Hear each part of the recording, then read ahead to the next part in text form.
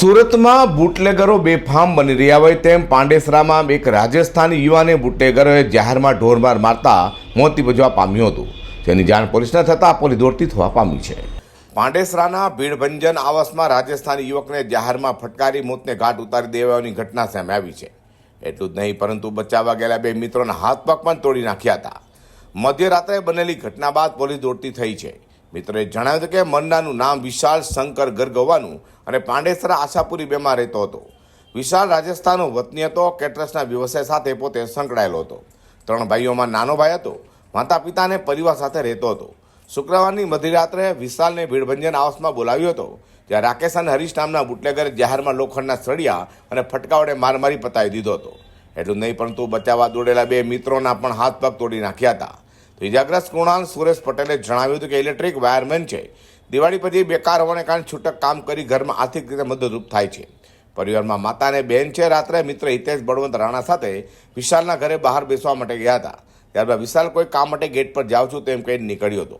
10 minute બાદ તેઓ બંને ગેટ પર જતા કેટલાક કિસ્સામાં વિશાલને ઉપાડીને લઈ જતા હતા। જાહેરમાં લાકડાના ફટકા લોખંડના સળિયા વડે તેની પર હુમલો કરી જમીન પર પાડી દીધો હતો। બચાવવા જતા તેઓ બંનેના હાથ પગ પણ તોડી નાખ્યા હતા। મધ્યરાત્રે બનેલી આ ઘટના બાદ વહેલી સવારે સિવિલ લવાતા વિશાલને મૃત જાહેર કર્યો છે। इतना जरी वाला रहने का कहाँ पे? काशी नगर सोसाइटी क्या हुआ था, क्या करना?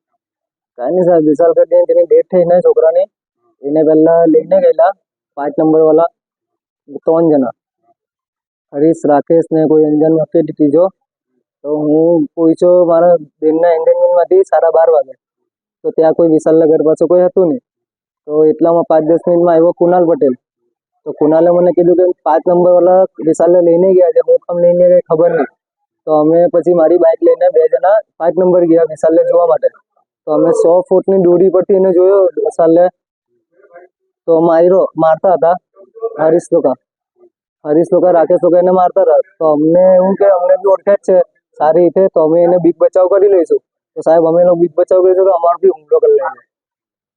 कितना बड़ा युवक ने एक की मौत भी हुई है। हाँ क्या है? विशाल साल का उसकी उम्र कितनी साल? उम्र ऐसे 23 कहाँ पे घटना बनी? अपने ભીડભંજન આવાસ। મૃતક ઇજાગ્રસ્ત મિત્રો સિવિલમાં પ્રાથમિક સારવારમાં લીધા બાદ ખાનગીમાં ચાલી ગયાનું જાણવા મળ્યું છે। તો મેડિકલ ઓફિસરે જણાવ્યું હતું કે ઇજાગ્રસ્ત ત્રણેયમાંથી 2 પોતાના નિવેદન વારંવાર બદલતા હતા। ક્યારેક પડી ગયાનું તો ક્યારેક અકસ્માત થવાનું, છેલ્લે માર મર્યાનું નિવેદન આપ્યું છે। અઝર કુરેશી સાથે હર્ષદ